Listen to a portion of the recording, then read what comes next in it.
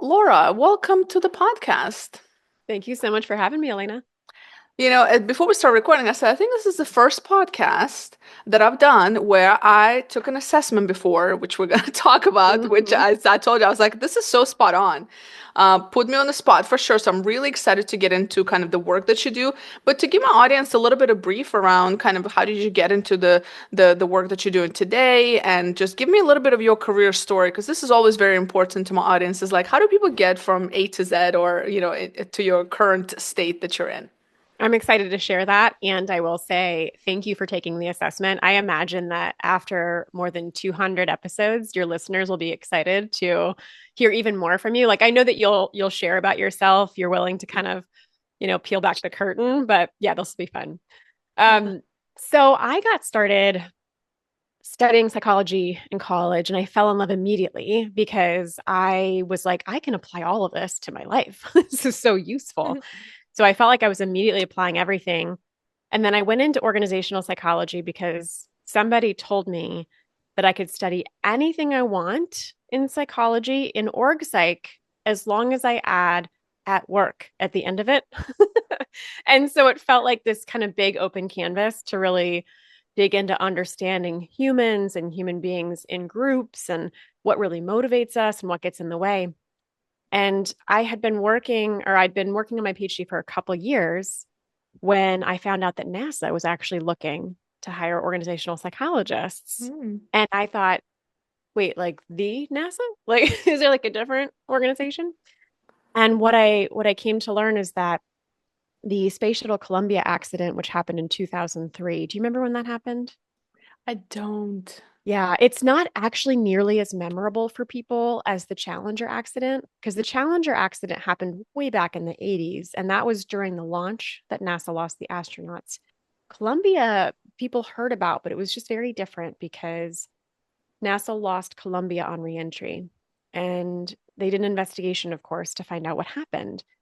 And so, from a technical aspect, I won't go super deep, but there was a piece of foam that fell off of the external tank during the launch and it hit the orbiter. And that had actually been happening for a lot of years, but it had never actually posed a safety risk to the astronauts. So, this higher governing body had said, this is not an in flight issue. This is something that we will worry about when the shuttle is back and we're processing it for its next launch. So, unfortunately, they didn't actually take action to investigate this foam strike, as it was called. And they gave Columbia the green light to come back. But the foam had actually done serious damage to the orbiter, and the heat shield was destroyed, which is a vital part of reentry. So, that was technically what happened that led to the loss of those lives. But the investigation said that NASA's culture was as much to blame for the accident as the foam itself. Hmm. So I don't know about you, but I assume that means there was a terrible culture. I assume overbearing managers, disengaged employees, people just not caring enough about what they're doing. But that was not the case at all. In fact, just a couple months before the accident, NASA was rated the number one place to work in the federal government. So you have the smartest people, you have literal rocket scientists, you have Nobel Prize winners, you have the most engaged workforce in the federal government. You've got these civil servants that donate back tens of thousands of their paid time off back to the government because they're so engaged in the mission. And I worked there for 8 years and I never met a single soul that didn't care deeply about the lives of the astronauts. So it raised really important questions about what is culture?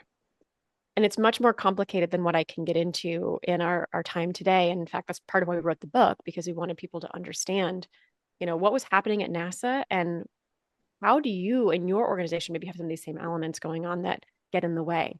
And the key thing that was missing was psychological safety. There were too many elements, too many factors, too many invisible forces within the culture that would lead people to only raise concern up to a point. And so what I learned when I started to work there was these leaders have to understand what psychological safety is and how to create it within their teams. And so I had been working there for a couple of years and really enjoying the work, loved working with the leaders. I myself moved up into a leadership position and then I remember taking a 360 assessment. Have you done one of those, Hmm. Elena?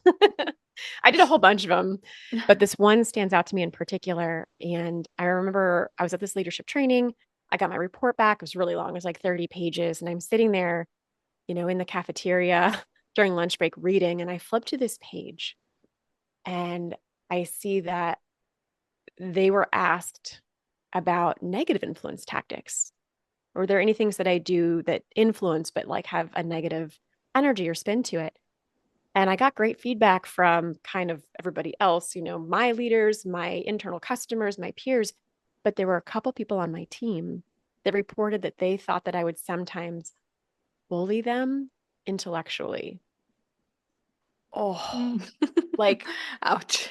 huge gut punch. Yeah, ouch is right. It was like so painful, so hard to read. And I don't know what my face looked like, but I was meeting with my assigned coach later that afternoon in the training, and she was like laughing at me. She was like, "Oh, I saw your face in the cafeteria. It was hilarious." And I'm like, "Okay, well, you can laugh at my pain. That's fine." Um, yeah, I don't know why she thought it was so funny, but it was so jarring to me. And it was eye-opening because it was this moment of realizing I'm this PhD in psychology. I have been hired to consult and coach and, educate these leaders on how to create psychological safety. But I myself was struggling to do that for at least a couple people on my own team. Hmm. And so I just realized like it's not enough to know. You can't just know these concepts and know that they exist and know what's included in it. There is a very deep element of self awareness that is required in order to truly create psychological safety and not just self awareness, but also self acceptance. Hmm. And so that was for me, one of many big moments, I think, in my early career where I realized that radical self acceptance is genuinely the key to making everything in your life easier. And it's very much a journey. Like I literally got a journey tattooed on my wrist as a reminder to myself, like this is an ongoing thing. And so yeah, that really inspired me to take this concept of radical self-acceptance and try to spread it, not only in organizations, but to high achievers all around the world who don't quite understand what it is and why it's so vitally important. Mm. I was talking to a friend of mine the other day, and she said something interesting. We were talking about leadership, and said something was along the lines of one of the biggest leadership lessons she learned was that she had to. I don't want to say, I don't know if adjust is the right word, but she had to kind of change who she was when she was in a leadership role, Mm, meaning that when she's in front of her team, like it took part of it is like radical acceptance of like, okay, this is who I am, and that's how I interpret it. Like, it might not work exactly in my workplace. So there's also this radical accountability that I have to represent what I want people to follow, right? Like, I have to represent, I have to kind of lead by example and so on.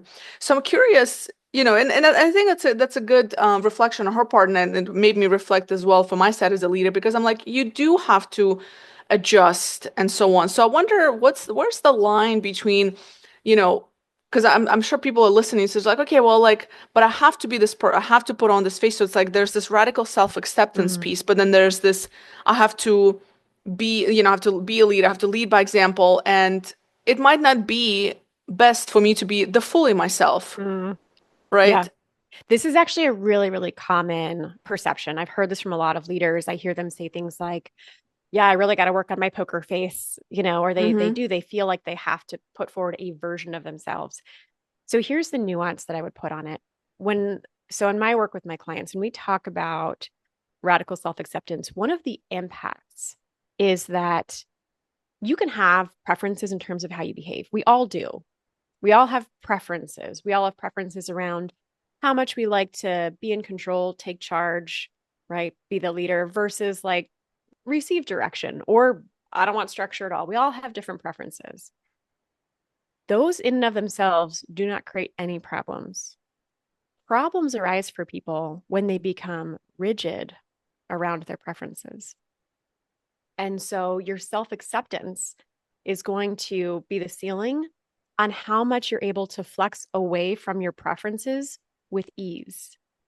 And so, Mm-hmm. what happens for people, and I think for a lot of leaders, they go through what your friend was going through, they step into a leadership role, and some of the same behaviors that helped them get there and helped them feel really successful now in a leadership position, it's not working anymore because the job of a leader is completely different.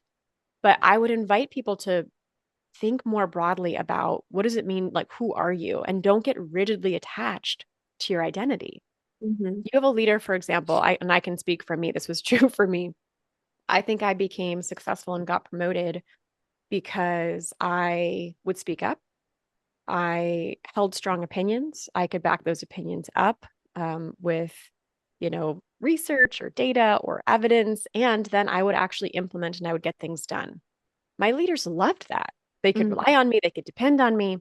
But you take those same behaviors and you apply them to somebody that's now leading a team, strong opinions that I assert and I back it up. Well, honestly, I think that's part of why a couple people felt like I would bully them intellectually, right? They didn't feel like I was holding space for them to share some of their thoughts, for them to contribute. Maybe they don't know as much as I do on a specific topic. That doesn't mean they don't have things to add that are of value. And as a Hmm. leader, part of my role is to help develop them, help them grow, help nurture them. So that same behavior of being really assertive with my opinions in a leadership role does not get me the same outcomes that I'm looking for. And so if you can think about, I have preferences around how I behave, but I'm not rigidly attached to any idea of who I am. My self acceptance actually allows me to flex so that I can be the most effective for any given situation. Mm. I no, I appreciate that. I think that's a good way to clarify it. Um, you've mentioned that, but maybe we can talk about the quiz a little because I think some of my next Mm-hmm. questions will be very much aligned. And I think bringing in some real examples from my own experience, and I think it'll be really relevant for people who are listening. So the quiz was essentially, if let me see if I can summarize. It's basically like a self-acceptance quiz to see where you stand, essentially, right? Yep, absolutely.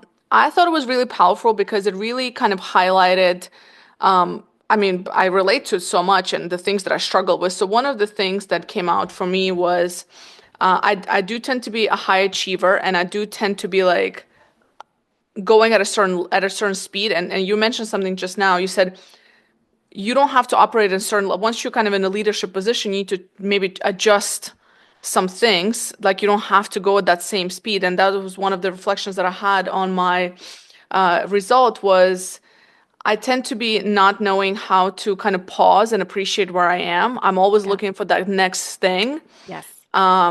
And so and I think that's a thing with a lot of high achievers.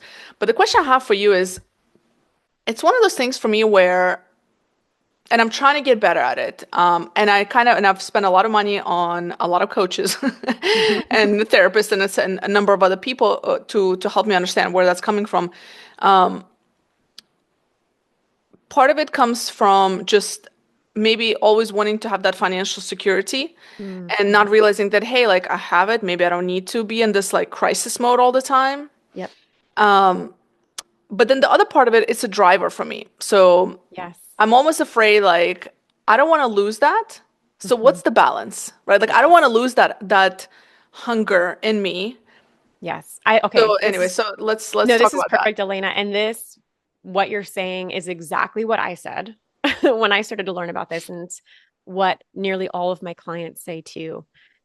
There's this fear around the whole idea of self acceptance. And by the way, so if your listeners want to take it, it's just selfacceptancequiz.com. It only takes what, three, Couple 5 minutes couple to few minutes, yeah. complete, It's a very really interesting quick. result though, yeah. You'll get your report right away, and then you'll get several coaching emails as a follow up. So if you're interested, then your leaders can or your listeners can check that out. So this fear comes up as soon as I mention self acceptance. People go, but wait, hold on though. If I accept myself, won't I just become complacent? Yes. What happens to my drive? And so this becomes probably the most important myth about self acceptance that I want people to understand. So people think that the opposite of self acceptance is self improvement. And that's where they think that they have to kind of choose one or the other. But the opposite of self acceptance isn't self improvement. The opposite of self acceptance is self judgment. And so self acceptance and self improvement are actually two completely different dimensions and they coexist. So the report that you got, has this 2 by 2 matrix. And this is represented, it's paradox theory. Paradox theory takes two ideas that feel like they might be in conflict, like self-acceptance and self-improvement, but it points out the nuances and helps you see how actually these things coexist. And there's several things like this. Empathy and enforcing is another one, right? Where people think you can either be compassionate and have empathy for people, or you can enforce standards and boundaries. Another example of paradox theory, you can absolutely do both at the same time, but it's a huge mindset shift for a lot of people. So when we think about self acceptance, you can focus on self improvement. And I know that you do, Elena. Like you just said, you've invested in yourself so much, right? Coaches, therapists, like you're wanting to better understand yourself. You do this podcast. I know your listeners focus a lot on self improvement. That's why they tune into you because they Right. get that from you. You can focus on self improvement from the lens of self judging, which is what your results said you often do, which means you're really critical. You've got that like inner critic that has a lot to say about a lot of things. So you're still focused on self improvement, but it's this self judgment. You have to kind of work through a lot of the emotional hurdles and obstacles as you are trying to improve. You can also work on self improvement from a place of self acceptance. That right there, this is the upper right quadrant of the assessment. And this is actually like my goal is to get as much of the world as possible up into that upper right quadrant. The recognition that I can actually be self accepting and still focus on self improvement. And the research is pretty clear. People actually will improve faster, they will grow faster. So their growth journey is accelerated when they focus on improvement from the lens of self acceptance. Mm-hmm. So Yeah. thinking about that, two totally different dimensions. No, I see that. The action, but the like the actual, you know, doing it and following that is the Yeah. hard part because it's and I think part of it is, at least for myself, I've gone through this really in the last year. So I was like, last in 2024, I've decided to let go of a lot of things because I said I don't need to be in this crisis mode anymore. Like Right. I'm good. Like I'm okay. You know what I'm saying? Like I don't need to always run to the next thing and the next thing.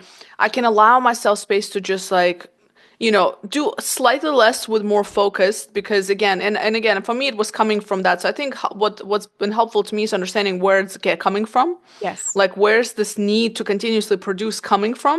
Yes. And it's very hard, it's still very hard to manage though. Like, and I think there's a level of maturity.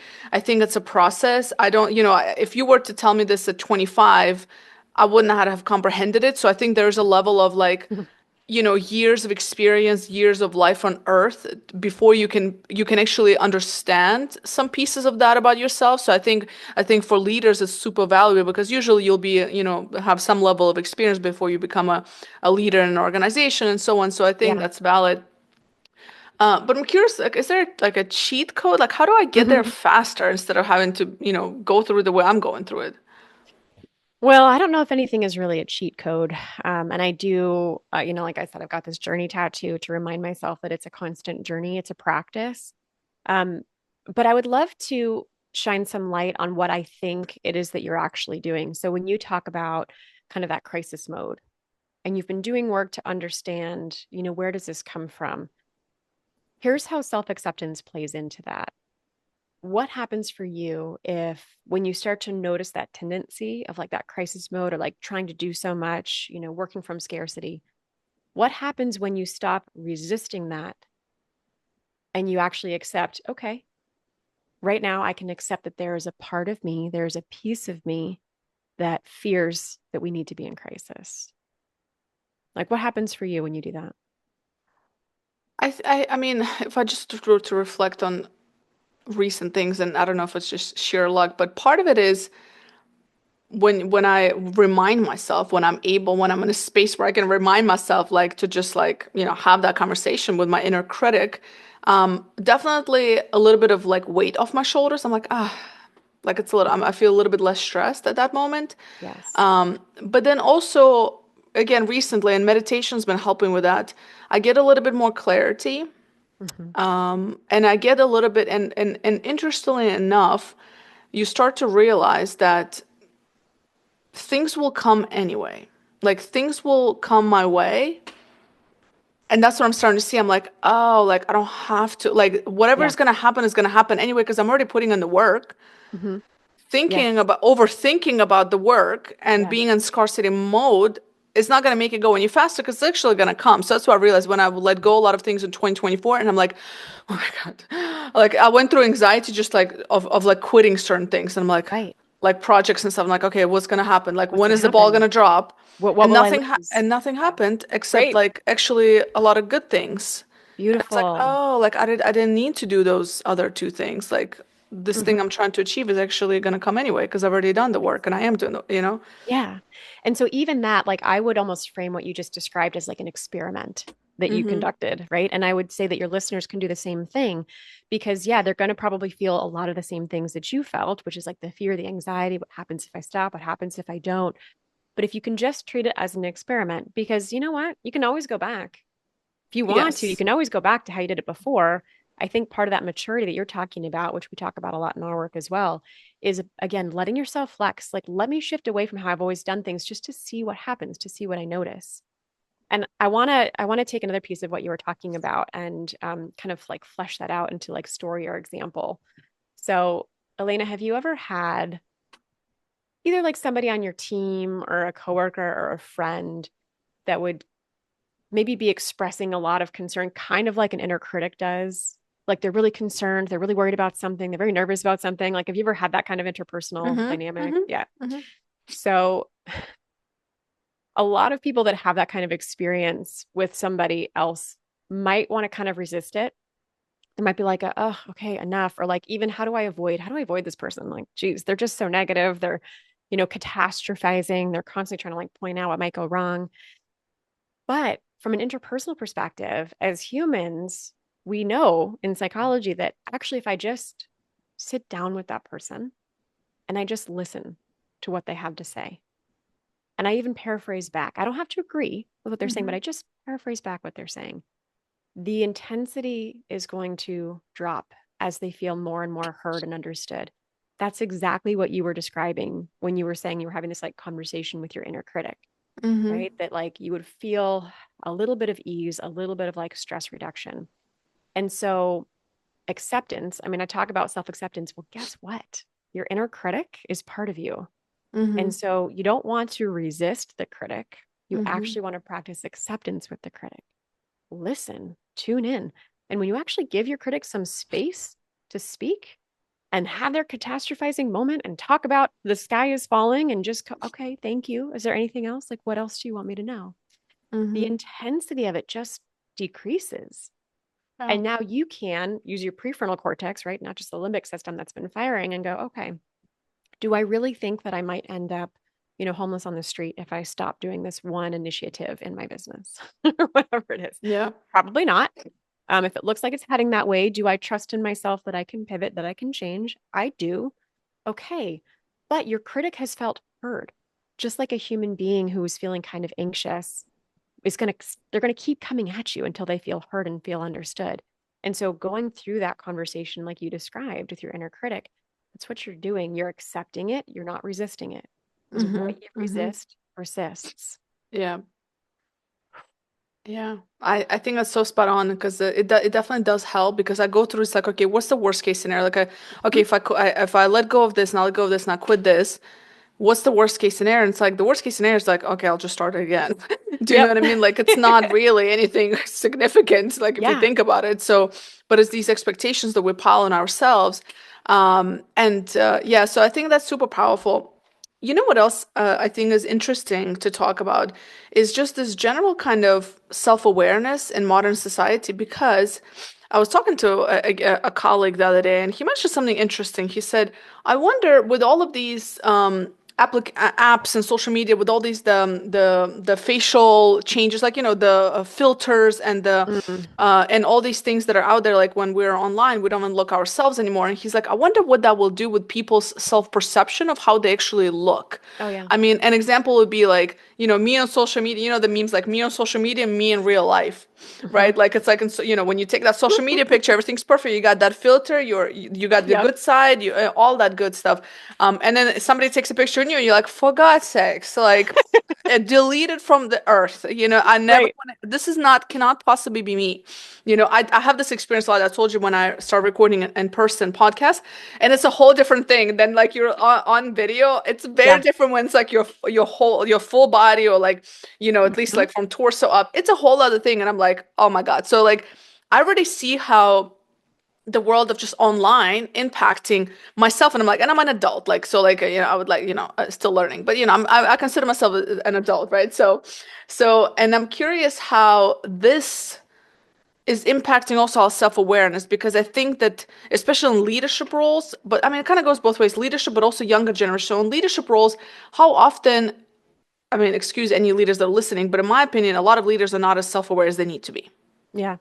right? Because Agreed. nobody's telling them, everybody's kind of expecting them to have the answers. Nobody's really giving them feedback, and if they don't have that psychological safety in their environments, it's very difficult for them to hear the truth. So let's focus on them for a second, then we'll go to the younger generations. But like, how do you get a leader to be more self-aware in an Mhm. organization today, especially in like, can internet world that we're in? Yeah. So there's an organizational psychologist named Dr. Tasha Eurich, and she studies a lot of self-awareness in leaders specifically. And she has done research that shows that when you ask leaders, or maybe this is just people, I forget. I think maybe it was leaders. When you ask them if they're self-aware, a pretty high number of them say that they are. Do you have any guesses about what the number is? Probably like 85 plus. Yeah, she found 95%. Yeah. 95% were like, oh, yeah, I'm self aware. And her research then revealed, based on how she operationalized it, of course, the percentage of leaders that actually were self aware. Any guesses on the percentage there? 40. Actually, lower. Oh, She found like 10 to 15% wow. are actually self aware. And so her joke that I love to borrow is she says, on a good day, that means that 80% of us are lying to ourselves about the fact that we're lying to ourselves. So self deception is rampant. One of the things that we do in our work, we talk about it usually like day one or even like pre day one of coming in and doing workshops and everything is I want to normalize self deception. I'm a psychologist. I've been doing this work for nearly 20 years. I talk about it almost every day because I'm a huge geek about it. I am still self deceived. Like self deception is part of the human condition. And so, one of the most important first steps to recognize is that there are self acceptance or, sorry, self awareness gaps. Being willing to recognize that and acknowledge that is vitally important to taking any steps to actually grow your self awareness. And so, part of what I want to do is remove the shame that people have around the idea of not being self aware, because I hear people throw that around like, oh, yeah, totally, totally not self aware. And nobody wants to think of themselves that way when they think that means that they are less than, especially if they're less than the average, they're subpar. But if instead it becomes, again, this journey tattoo, you see why I like literally put it on my body because it comes up for me all the time. I'm always going to have new things about myself that I'm able to discover. So recognizing that self awareness is something that literally everybody can improve upon is a key way to inspire leaders to introspect. Yeah. It's a tough one though. Um I always say like feedback is a privilege, but and that's I think having the right people around us that can keep it real with us and that can give us that, because I think that's where self-awareness comes from. Usually it comes from something went wrong. I'll give you a personal example. When I was in my 20s, and my audience have, maybe some of you have heard this before, but when I was in my 20s, for a big part of my 20s, I was such a hot mess. And I remember I was having, I had a number of good friends, but I was also had a whole lot of environment and people around me that just weren't good. I remember I was sitting at a party one time and I was like, around, doing, we were, doing all sorts of kind of things. And And I was like, I'm not supposed to be here. Like, this is not my people. It's like, these are not the people I want to be around. This is not my crowd. Like, I don't want to spend my life like just wasting away and, and just, living this life like this. And then, that was like my first like, uh-huh. And then I remember like some of the relationships that I was in, and I was like, why is this happen? I was like, what is it? And I was like, Mm. oh, I was like, it's me. Like, oh, like Yeah. I'm the common denominator here. Oh, like so I realized that actually the person I was at that time wasn't the person I was attracting the good positive people that I thought I should be around, right? Like that Yeah. people tell you to be around. And so, and even relationship wise, like I was attracting partners that weren't really, I was like, oh, it's like because I'm allowing in this. And so so it takes sometimes a bad experience. And for some people it kicks in, for other people it doesn't, frankly speaking. And Yes. so I'm really lucky that it has happened to me, that I was able to kind of come out of that and be like, oh, okay, like I actually have control over X, Y, and I need to be the person that the good people want to be around. And so that kind of changed my life from there.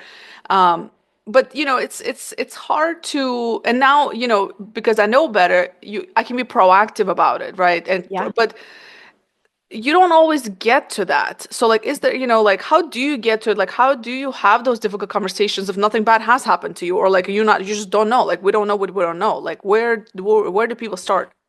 Well, and part of what was happening for you is you had enough self-acceptance to allow yourself to become aware of the fact that you were the common denominator, right? Like when you kind of talk about like some people will have those moments and they get there and some people don't. Mm-hmm. Self-acceptance is the key differentiator. Because if I don't have high enough self-acceptance and I have a self-awareness gap, which we all do, something goes wrong or I'm noticing that I'm unhappy, when I don't have high self-acceptance, I am going to blame everybody else. I'm going to blame the situation. I'm going to play the victim, right? I Yeah. am going to find some defense mechanism, some way to distort reality, distort what's going on to explain away all of my bad feelings so it's everybody else. Yeah. But to your point, if I do that, then I give myself no control.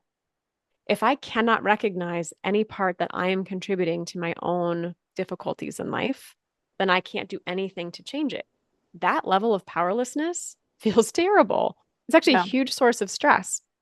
And so, higher self acceptance is what actually enabled you in that moment to even let yourself see, oh, I, wait, I can change this.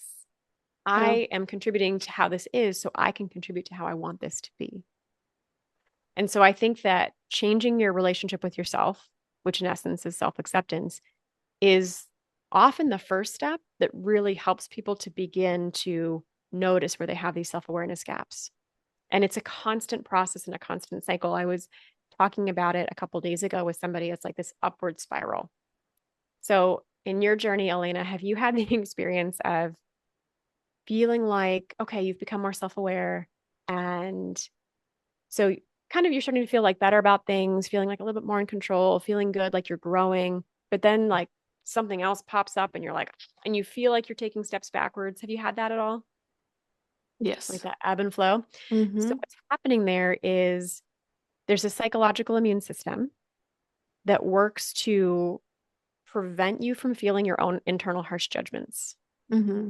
And so as your self acceptance gets a little bit higher, you get to learn a little bit more about yourself. Like the psychological immune system relaxes with higher self acceptance and more information is revealed to you. And then you know. So as you start to feel better about yourself, you suddenly see this gap and like, oh, here's this thing about me that I didn't like or I didn't know or what's going on. I thought I was doing better. And even practicing acceptance around that cycle is Mm-hmm. part of self acceptance. This is how the journey feels, which is why it can feel so great to be on like a healing journey or a spiritual journey or a self-awareness journey and then it feels terrible and then it feels great and then it feels terrible. If you can start to look at those times where it feels terrible and even change your relationship with that, be like, "Ooh, okay, hey, I've just discovered something else about myself that's contributing to situations I'm unhappy with. How Mm-hmm. useful." Right? Instead of reaming yourself, instead of letting the inner critic just collapse into self-judgment.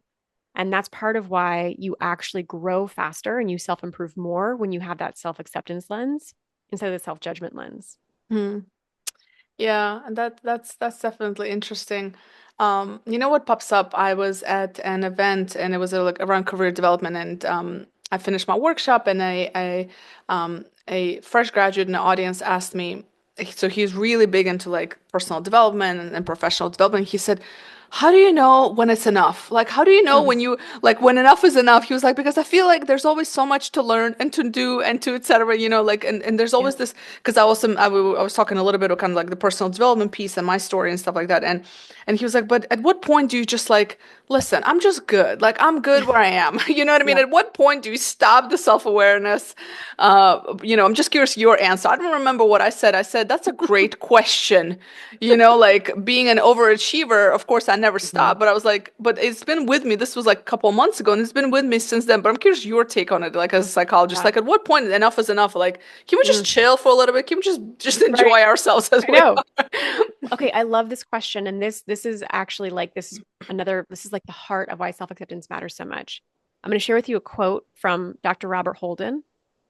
There is no amount of self-improvement that will ever make up for a lack of self-acceptance. I'll say it one more time for your listeners. There's no amount of self-improvement that will ever make up for a lack of self-acceptance. And I think that's what the person in the audience was feeling. It was this lie that we tell ourselves that I just have to improve in these ways and then I will feel good about myself. But guess what?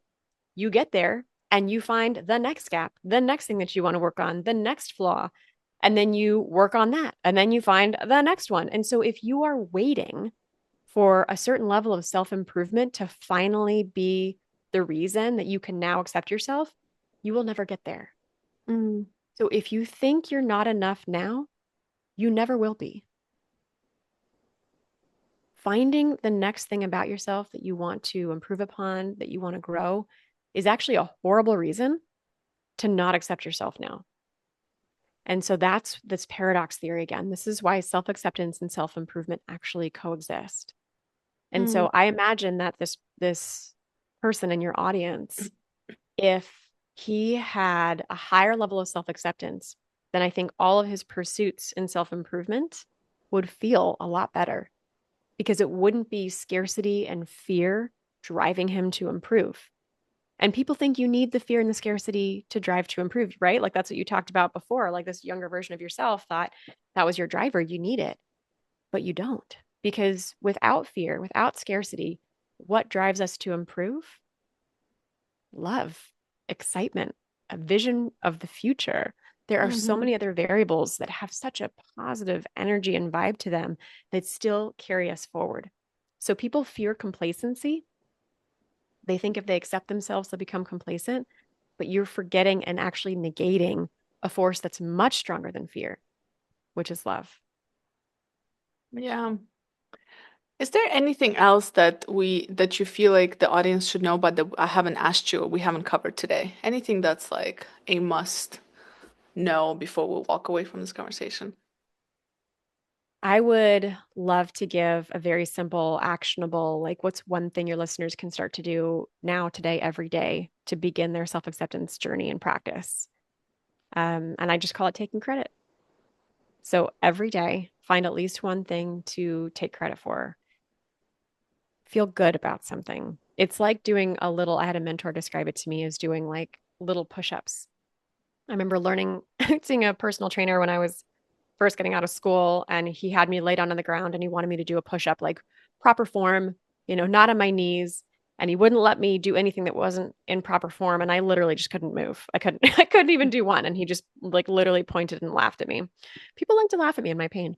But after like 3 months of working with him, and he did, of course, train me how to like work up and build the muscles. I could do literally 50 push-ups, Elena, in 3 months of building the muscle. So, your listeners, your high achievers, your overachievers out there, taking credit is unfamiliar, it's foreign, and they've got no muscle around it, probably. Mm-hmm.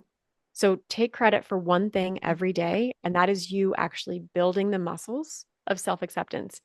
And if it feels weird, I don't care. Do it anyway. The fact that it feels weird or foreign or unfamiliar is not a good reason not to do it, like we were talking about before. Experiment. So find one thing, nothing's too small, to take credit for every day. Maybe find an accountability partner You can text each other. Let yourself get into the habit of actually feeling good about progress that you're making because you're always going to see that path ahead with more gaps, but let yourself feel good about the gains. Where can people find you? Where can they connect with you? Where do you hang out at the most? Well, definitely the quiz is a great option. So selfacceptancequiz.com, then we'll be connected via email. I'm on LinkedIn quite a bit. I love to post about this. If any of your listeners want to connect, if they have questions, just let me know that you heard me on this show, and I would love to connect with you and talk with you there. Perfect. And the last question I ask all of my guests, what is one question you wish people would ask themselves more often?